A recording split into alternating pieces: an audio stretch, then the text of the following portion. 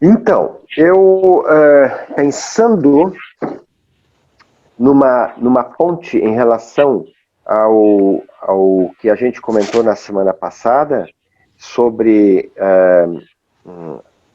a crise do masculino e, digamos assim, o sentimento de inferioridade que o homem tem em relação à mulher devido a duas questões muito importantes na vida dele, que é o fato dele se sentir inferior em relação à mulher no tocante à intuição e no tocante ao amor. O fato de ele não amar de uma maneira tão global como a mulher e o fato dele precisar calcular e raciocinar com muito mais esforço para chegar a algum resultado onde a mulher com a intuição pode mais rapidamente chegar a um resultado e ainda nos surpreender. Então, especialmente em cima disso que a gente comentou algumas coisas, eu quero arrematar ainda essa parte com uma contribuição que eu garimpei aí no momento que eu fiz o meu trabalho de conclusão da pós, numa revista, foi na Veja isso aí, eu garimpei um depoimento de um homem, de um tal de Joseph Barat, 61 anos, um economista em São Paulo, pai de duas filhas, e ele falou algo, expressou os seus sentimentos e pensamentos que podem ser em menor ou maior escala os de muitos outros homens. Talvez a gente até, à medida que eu vou ler isso aí, a gente vá poder se identificar com algumas colocações dele. E o que me chamou a atenção nesse caso foi a tristeza, a amargura, a dor, a frustração e a decepção que permeiam as suas palavras e que também parecem estar estampadas no seu rosto, numa foto dele que acompanhava o seu depoimento na revista. Tá? Então, eu vou ler o que ele escreve. Acho que o crescimento das mulheres no campo profissional deixou os homens intimidados. Hoje elas competem com a gente no mesmo nível. Já no campo afetivo, as regras são outras. Elas ainda exigem que o homem seja o provedor, que seja forte e bem-sucedido. Geralmente olham as nossas fragilidades como defeitos. Essas cobranças são uma angústia para o homem. É como se estivéssemos sempre aquém das expectativas. Não alcançamos nunca o que elas esperam de nós. Na relação familiar, a mulher pode se permitir o luxo de dar um tempo no trabalho. Ai do homem que decida fazer isso. Nem a mulher, nem a sociedade aceitam uma atitude dessas. As cobranças são tantas que daqui a pouco nós vamos ter até medo de nos relacionar. Elas querem super-homens, carinhosos, viris, bem-sucedidos, sensíveis e trabalhadores incansáveis. Se não somos essa perfeição, somos fracassados. Além disso, as mulheres abusam do direito de ser agressivas, usando como desculpa a tensão pré-menstrual. E o pior é que nem direito a TPM os homens têm. E aí, Clube do Bolinha, como é que é? Alguma semelhança aí com o que vocês vivenciaram até agora ou não? Sejam bem sinceros. Pode ser que você diga assim, não, esse cara aí está num planeta que eu não conheço.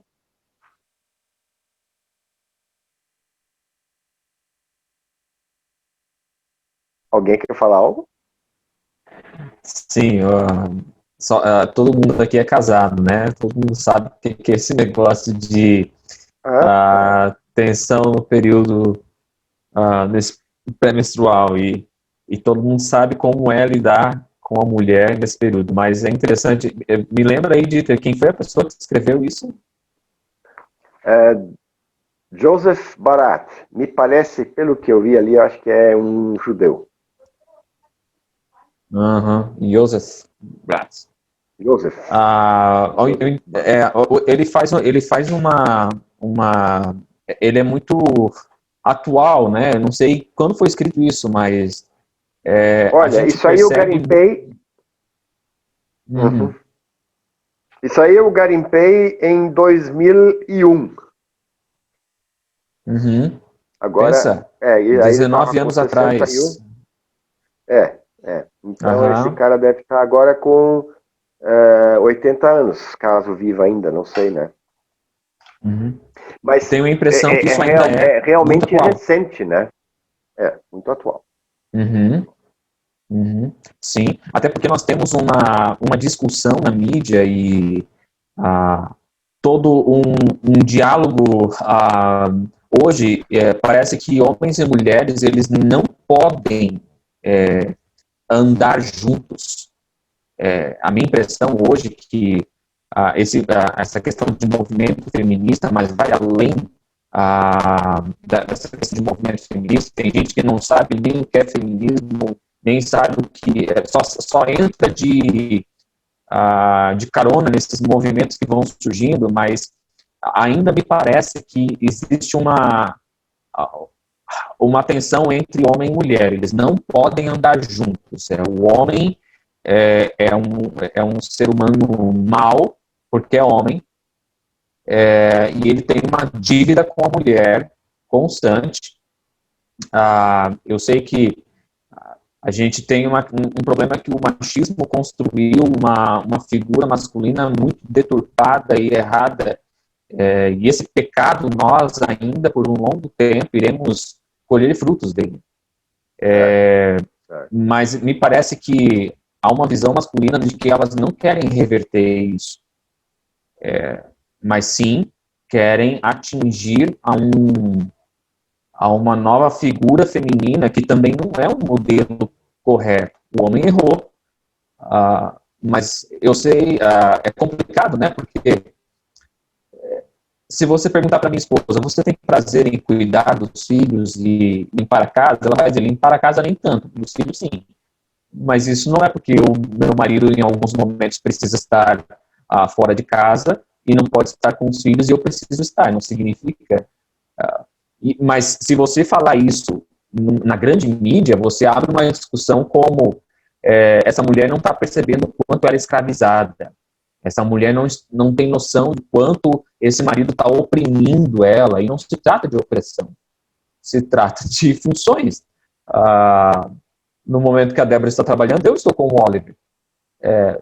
Percebe? Parece que às vezes é uma discussão que nós não temos como ajudar a resolver o caso das mulheres, né? Enfim.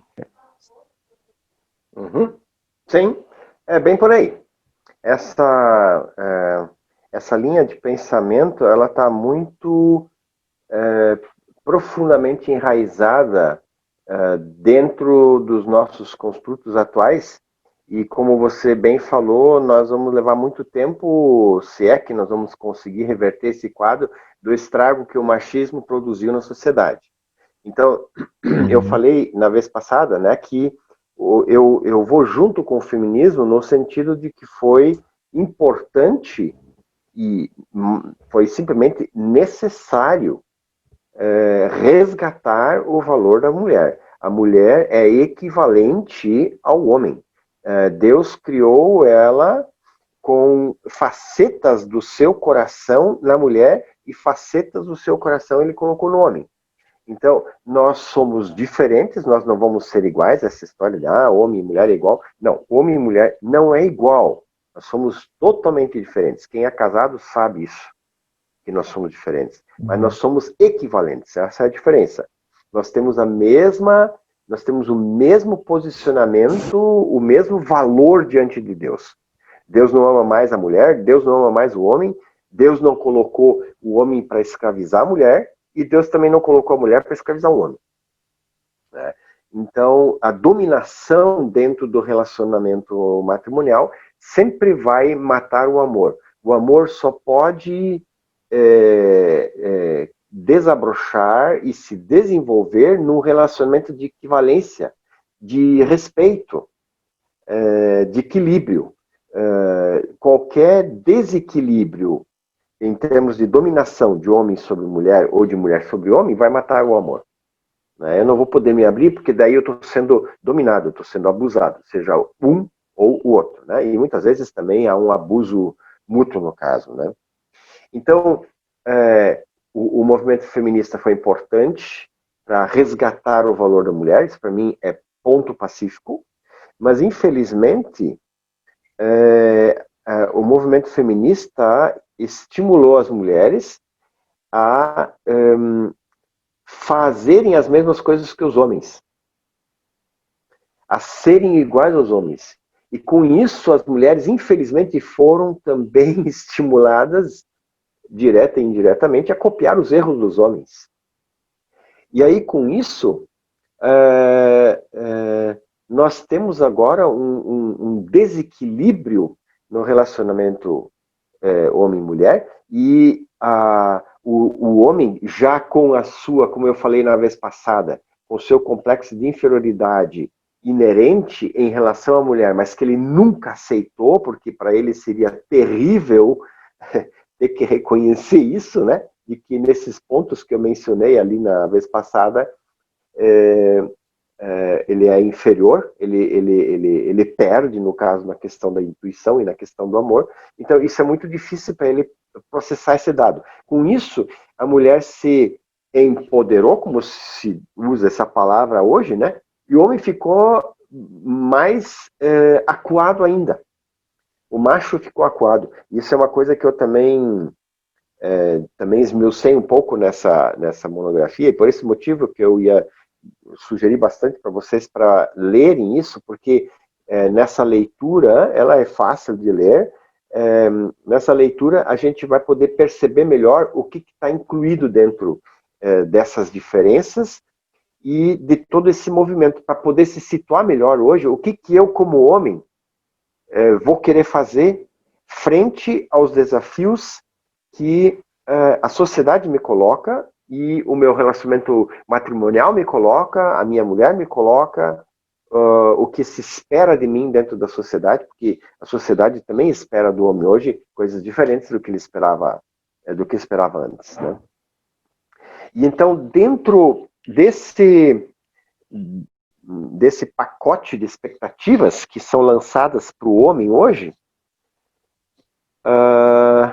alguns homens, na sequência, depois do movimento feminista, começaram a se perguntar o que seriam respostas adequadas do masculino em relação aos novos desafios que vêm do feminino, tanto na questão relacional do casamento, como na questão social, dentro da sociedade, da igreja e coisa e tal, E aí eu coloquei nesse trabalho, aí eu coloquei alguns posicionamentos, e eu gostaria de destacar dois especificamente, um do Richard Rohr, que é um padre franciscano dos Estados Unidos, de ascendência alemã, escreveu um livro muito interessante, O Homem Selvagem, e na sequência ele escreveu também um livro mais elaborado em cima disso ainda, que se chama Do Homem Selvagem ao Homem Sábio, quer dizer, a caminhada do homem selvagem ao homem sábio.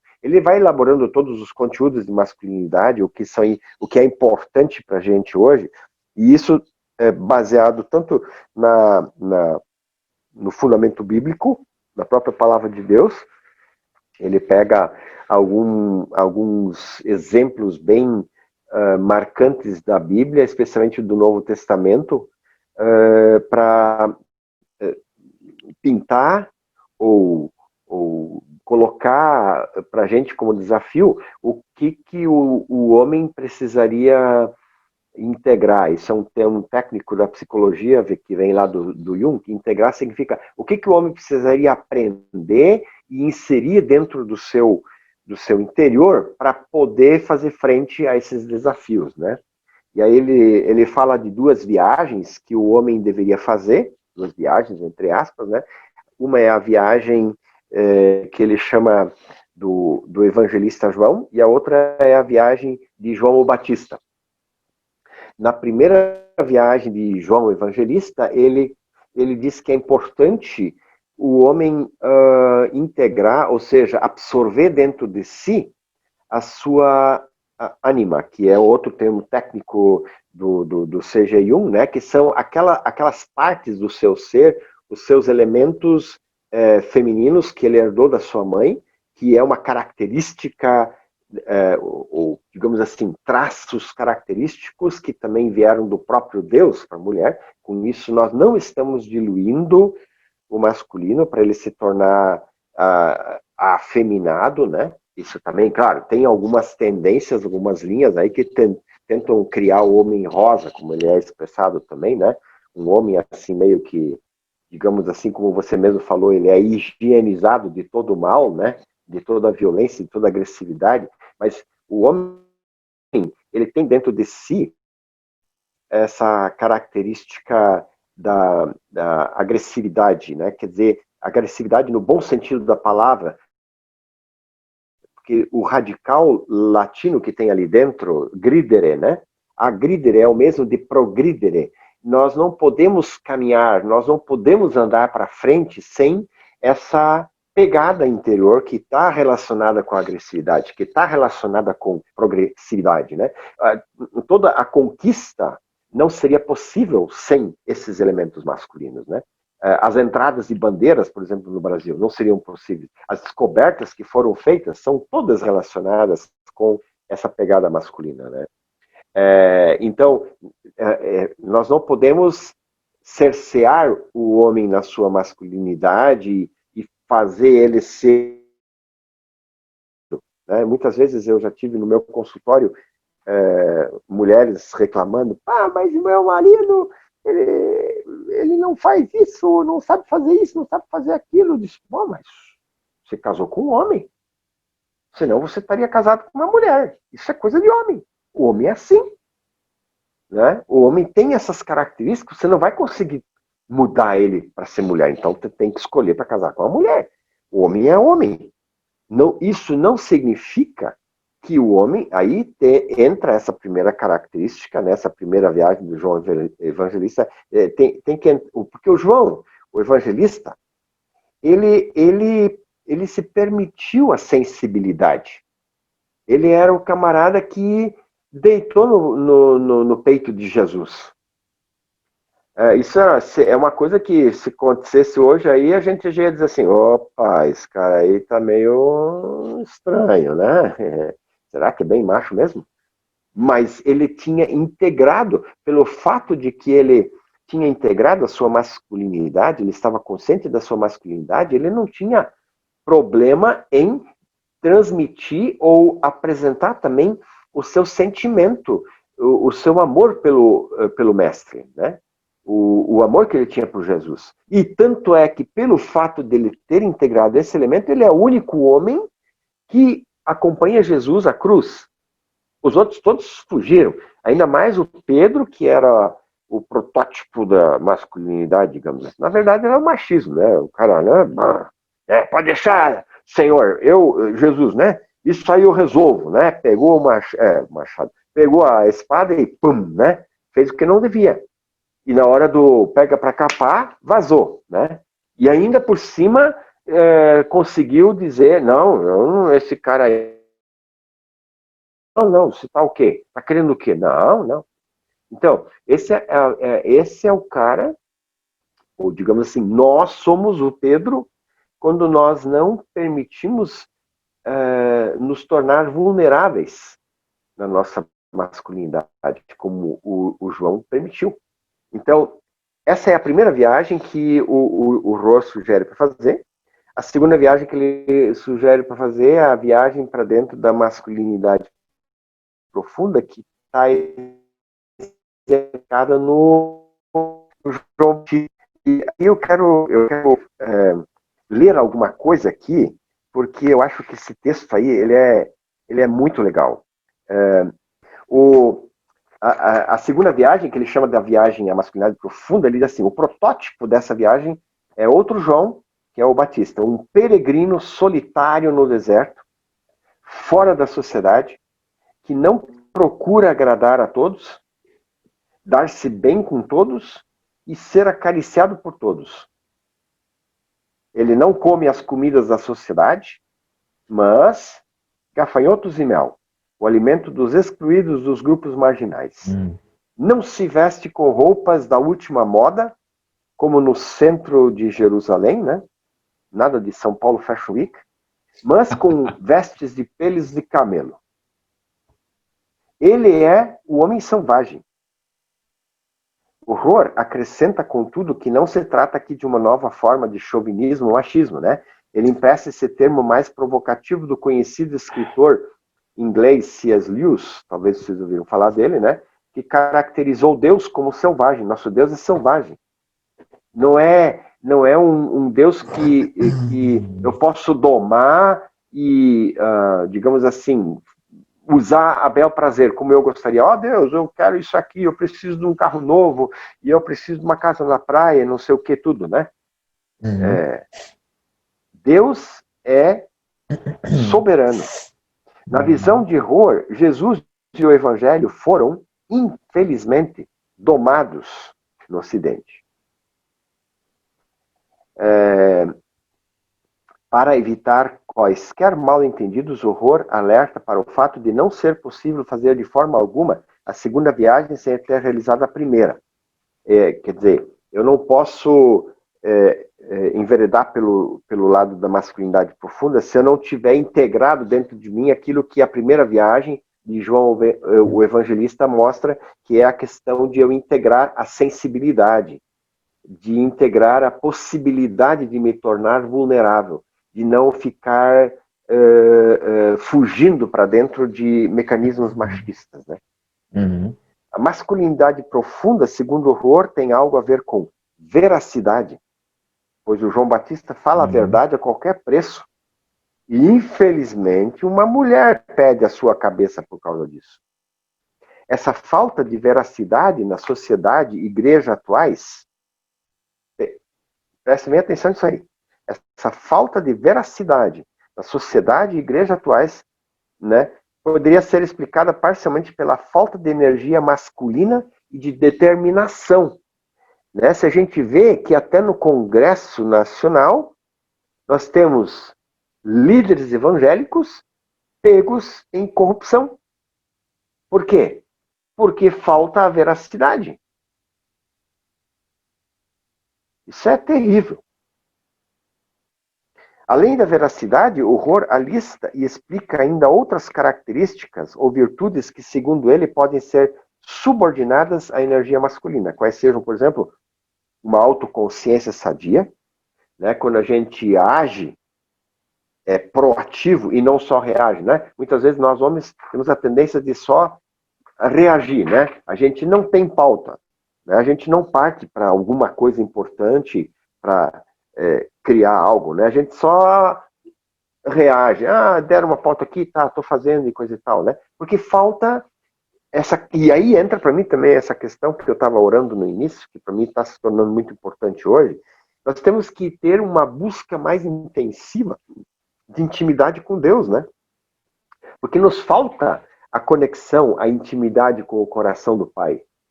Por isso ele também não pode nos inspirar, porque a gente está que nem uma pedra rolante, né? Simplesmente rolando por aí. Rolling Stones, né? O importante é a balada, é fazer, curtir a vida, né? Mas a gente não se pergunta sobre o que é a vontade de Deus para a minha vida. O que ele quer que eu gostaria de fazer. Eu faço aquilo que me dá na telha.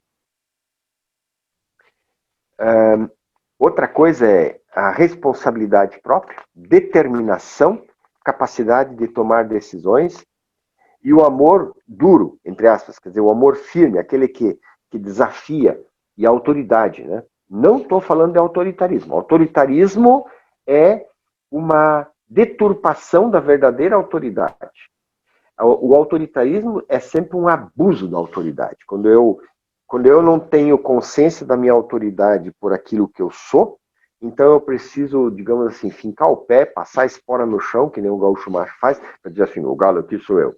Pô, mas se eu não tenho essa postura por mim mesmo e pelo meu ser, então não vai adiantar eu passar a espora no chão, né? Mas a verdadeira autoridade é importante, porque autoridade vem do latim auctoritas, né? E auctoritas significa modelo, exemplo, professor, encorajador, estimulador. São características impressionantes, incríveis, que nós precisaríamos ter. Nós, homens, precisaríamos ter muito mais essa questão da autoridade para sermos verdadeiros motivadores, encorajadores, modelos para os nossos filhos e para a sociedade, né?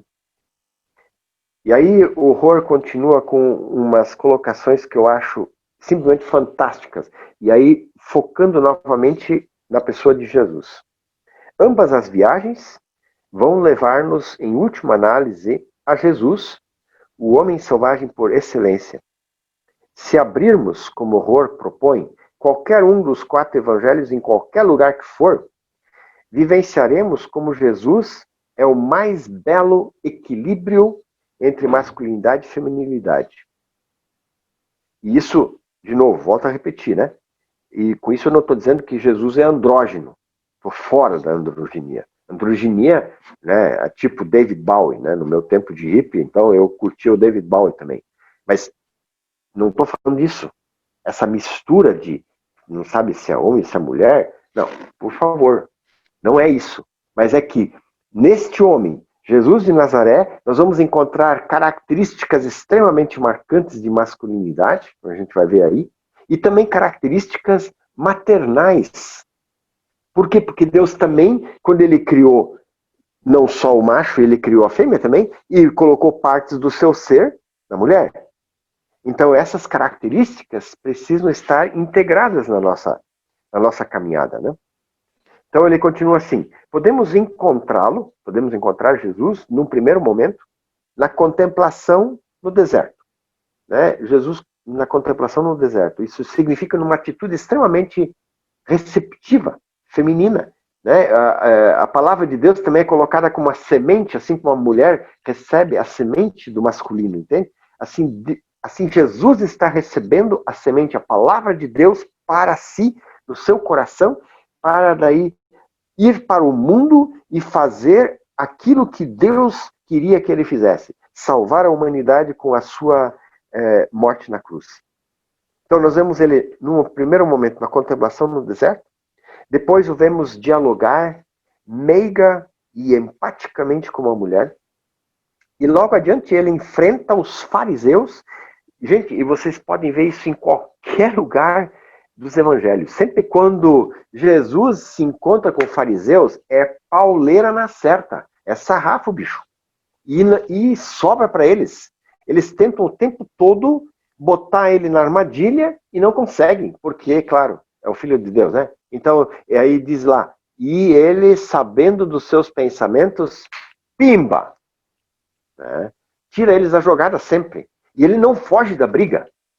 Né? Eu, por exemplo, quando eu dou palestras, né, pregações, aí tu vê a plateia na tua frente, daí tu vê alguns olhares, assim, alguns rostos, né? Daí quando tu vê que tem uma outra pessoa ali que não tá gostando do que tu tá falando, aí tu já te preocupa, né? Ih, rapaz, né? Ih, né?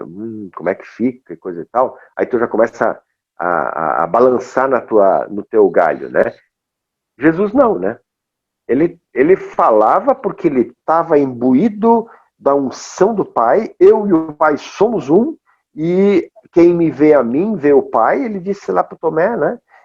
Então ele falava sem medo. Os fariseus podiam querer comer ele vivo com os olhos, né? E armar as maiores armadilhas para ele. Ele não estava nem aí. Ele mandava ver, né? Então essa determinação, essa veracidade, essa proatividade de Jesus são elementos extremamente masculinos que hoje em dia nós infelizmente perdemos bastante, né? ele corrige os fariseus todas as vezes com uma incisiva determinação. Corrige os discípulos por não deixarem vir a ele as criancinhas para tomá-las no colo e abençoá-las. Ah, não pode, né? Um homem, né, tomar a criancinha no colo, não pode. Pode, e tem que. Daí ele chora em público sobre Jerusalém. E vejam bem, né, gente? Não é aquele choro de político que foi pego com a mão na massa, né? Nossa, aquele choro é terrível. Não. Eu saio correndo porque eu não aguento. Mas é um choro né, quando ele diz assim, eu tantas vezes queria reunir vocês debaixo das minhas asas como uma galinha reúne os seus pintinhos e vocês não quiseram. E aí ele usa um exemplo para si, mais feminino, maternal, é impossível, a choca e os seus pintinhos, né? E depois, cheio de uma ira santa, ele enxota com açoites os vendilhões do templo. Sarrafa nos bichos. Então ele se engaja, ele cura, ele luta para daí recolher-se novamente ao silêncio da oração, ao colo maternal de Deus, para descansar e renovar as suas forças. E assim Jesus se movimenta constantemente para lá e para cá, entre esses dois polos, o feminino e o masculino, absolutamente seguro de sua unidade com o Pai. Ele nunca, você nunca vê nele uma forma difusa ou diluída, né? Assim, tipo androginia, né?